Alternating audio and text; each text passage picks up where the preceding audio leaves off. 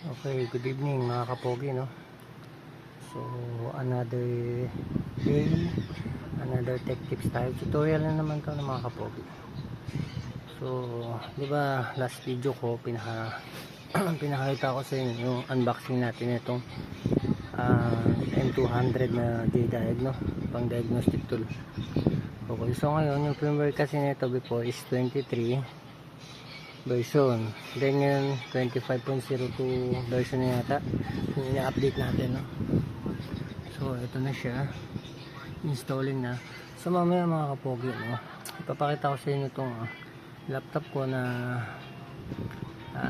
siguro hindi ko alam kung marami sa inyo may alam na nito, no?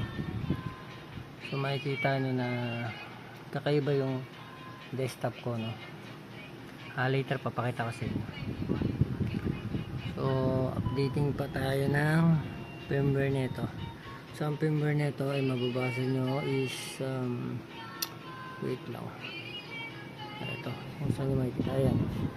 So, ayan, naka-highlight mga kapogi. M200 version version 25.11, no? So, dinownload ko siya sa cellphone, no? Kasi mas mabilis mag-download sa cellphone kumpara sa laptop. Okay,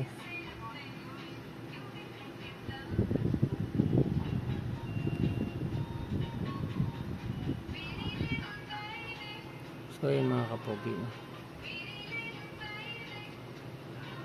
copy paste lang naman ito mga kapogi, napakadali lang, no? So yung firmware mo i-delete mo, and then ang ipipaste mo itong bagong version, no? So yun, makikita nyo version 25.11 na pala to. Okay, so yan.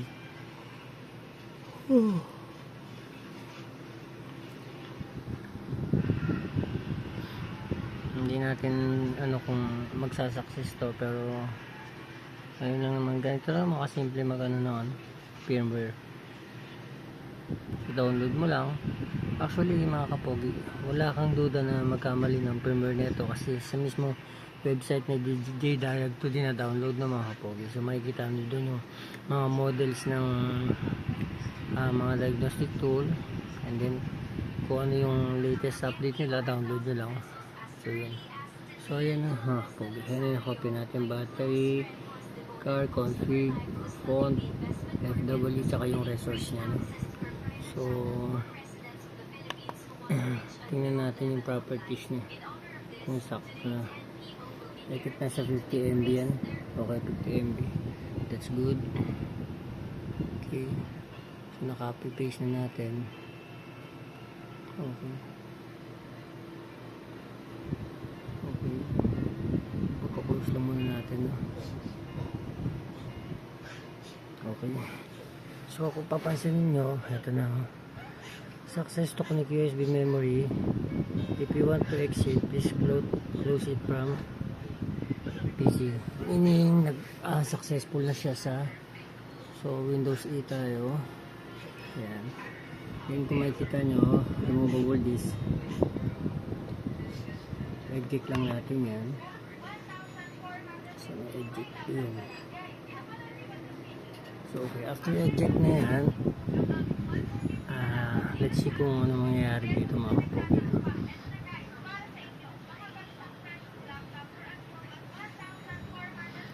So yun, pwede na natin i-remove, no?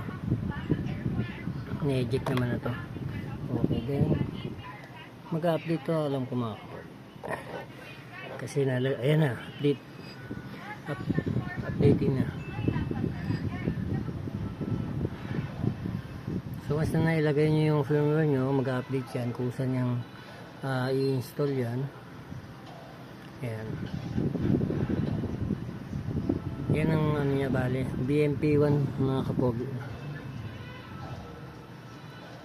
So yung format niya BMP1 and BMP2.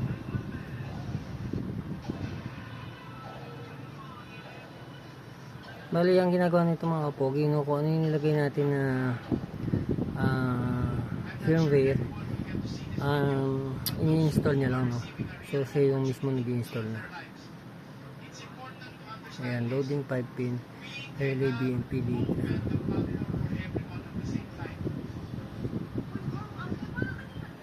Actually mga pogi, wala naman silang nilalagay kung ano yung mga mas na in-update nila, kung ano yung mga mag-improve hindi ka maka sa mga cellphone meron, no? Dito wala. Ayan, so yan, makikita mo lang loading 4 pin relay. So possible to itong update na to sa relay, no? Ayan.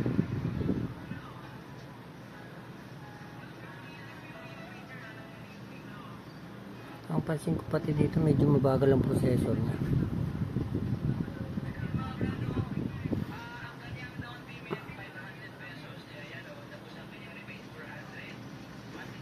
Hindi kasi nakalagay sa sa manual nito kung ano yung specs niya, no?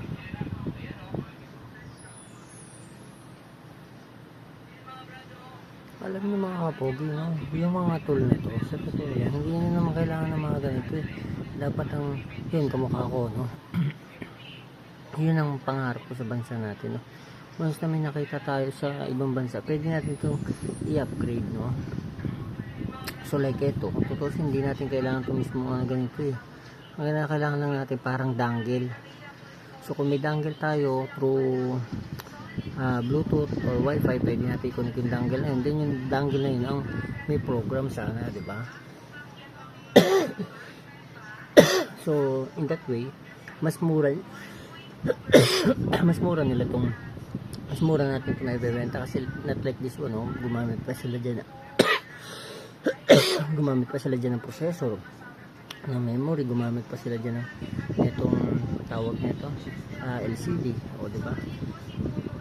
So ayan, pwede nyo basahin yung mga na-update nya. So yun, mas marami ako naiisip mga kapogi, no? Na sana pwede natin gamitin dito sa sarili nating bansa, no? Na like yung mga product nila pwede ko i-improve, pwede kong pag-isipan ng alam niyo mas usable, mas compact, alam niyo yun. Katulad nito, dala-dala mo pa to samantalang kung dangle lang to. Like kasi before nagagawa ko ng cellphone ng mga dangle kami, so yung mga dangle na yun yung ginagamit namin pang format, pang flash, no? So, pag unlock ng mga password, no? So dapat ganun na lang din yung design na ginawa ni China, no? Yun, mas maganda yan, mas the best yun mga kapogi, no? So and then tayo yung mag-update, hindi kada update pwede tayo yung sumingil, parang ganun mga kapogi.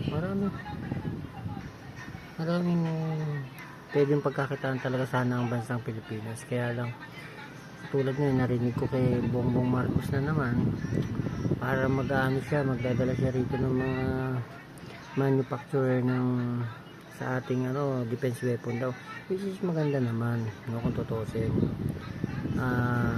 Mas maganda yun kaysa sa naisip ko na pag yumaman na tayo saka para lang tayo mag-focus doon, no? So pwede natin unti-untiin yung mga kapogi, no? For example, maglagay dito ng mga factory, and then sana mas okay sana kung kumuha na lang tayo ng expert, no? And then pagka kumuha tayo ng expert sa software, hardware, mechanical, yan lang naman ang kailangan natin mga kapogi para makapag-build tayo ng gusto natin, no? So kuha lang tayo ng expert. Hindi marami nang magagaling na Pilipino, no? Pagdating sa ganyang field, no? So ako pwede rin akong sama dyan sa mga research and development, no? So pondo lang ng gobyerno sana para mapaunlad yung ating bansa, no? And then yan, kamukha niya may gusto silang ng factory. Bakit hindi ang gobyerno, pera ng gobyerno ang gamitin, di ba? Bakit kailangan pa ibang bansa na naman? Diyos ko naman, patawarin ka talaga itong pangulo natin. And then ano pa ba? Yun, isabay na nila yung mga electronic industry, di ba? Ayun ako, sana marinig ako ng ating mahal na pangulo, no? Sana kahit sino sa isa man lang sa Senado may magmungkahin itong sinasabi ko, no? Para na rin sa kinabukasan ng ating lahi.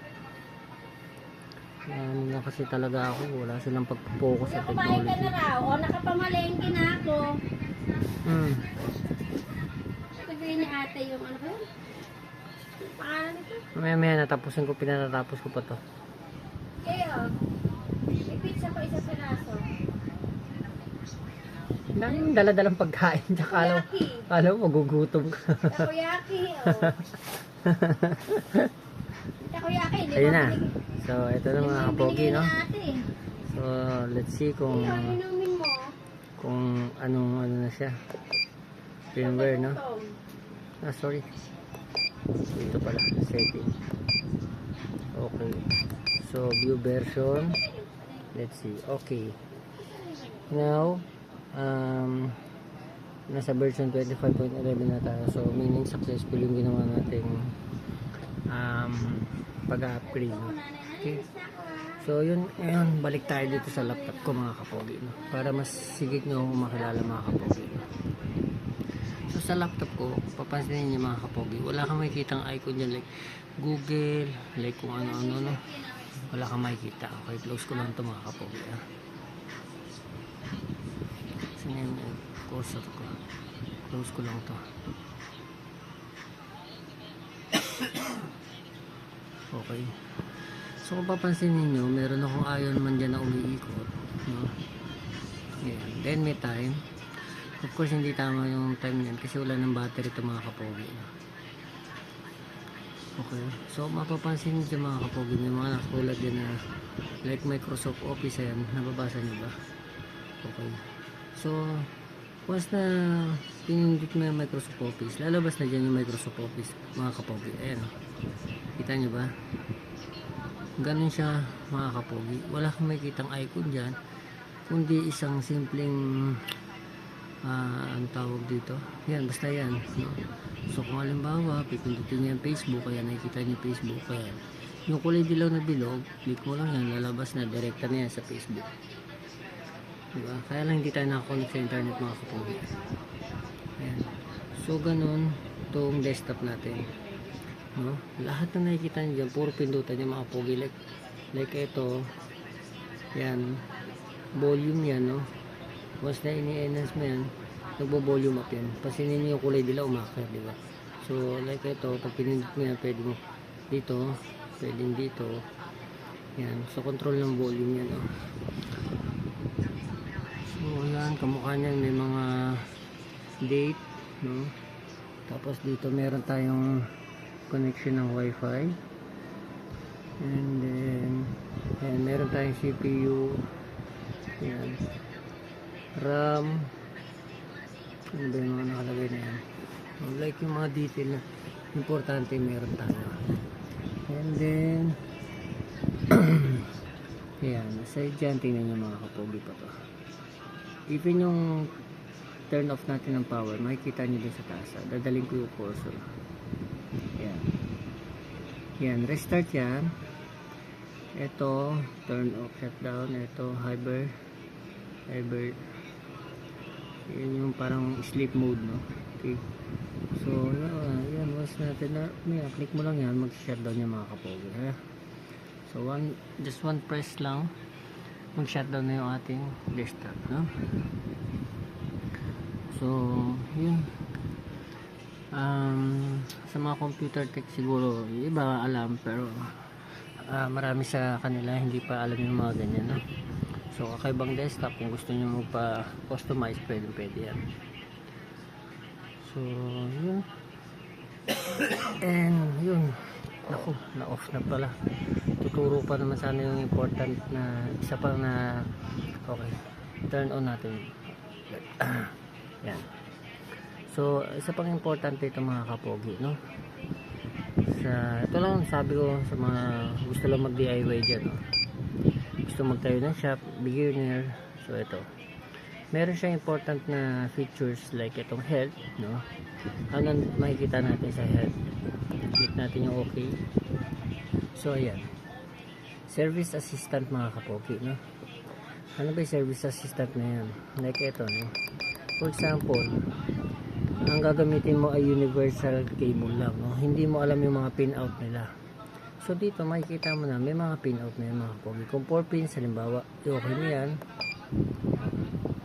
So meron na siyang makikita ka kagad na data na hindi ka na kailangan mag-google pa, no?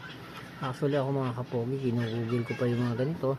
Pero with this picture, hindi na ako kailangan mag-google. Siyempre, napaka 100% na accurate yung mga data na nandito, no? So for example, sa Kawasaki na 6 pin, okay? So ito siya. Ayan. So yung universal cable mga kapogi, no? May mga nakalagay naman, may mga naka-indicate sa bawat color ng wire niya. So for example, yung pula nandito BCC, yung K-line, hindi ko alam, not sure kung green or what, no? So pin number 3 niya, ayan, nakaturo din naman dyan kung saan yung pin 1, pin 2, pin 3, no? So mostly naman ang facing ng mga connector, kung saan yung may lock, nandun yung top, and then sa left side mo, nandun yung number 1, and then yung last pin mo naman at the right side naman.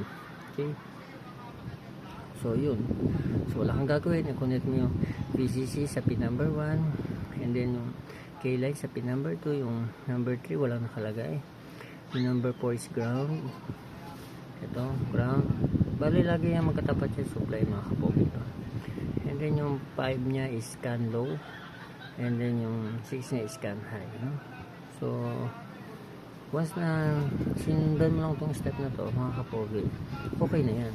Sabi, kahit wala kang connector para doon, pwede mong gamitin yung universal na which is ikaw yung magtatap, no? So with this reference, hindi ka na kailangan mag-google, no? So instantly makikita mo kung paano mo siya i-connect. So yun yung important na itong help, kaya nga help, eh. Sabihin talaga hatulong siya, di ba? So yun mga kapogi, no? Battery, okay. Ayan. So tingnan natin yung diagnosis niya. Ayan, yan lahat ng mga model na kaya niyang basahin, no? So may KTM, may Kawasaki, no? Meron PGO, meron Piaggio, ito Royal. So iba't ibang brand to mga kapogi, hindi lang Asia yata to, kasi ibang brand, eh. Like yung Vespa, ayan, meron sa atin yan. Ayan. So magagamit ko to sa mga different brand ng mga motors na. So yun, sa mga gusto din na magpa erase ng mga fault code nila, yun, pwede nyo ako i-PM. Mura lang dito mga kapogi. Okay, ayun, sana may natutunan naman kayo. Yun,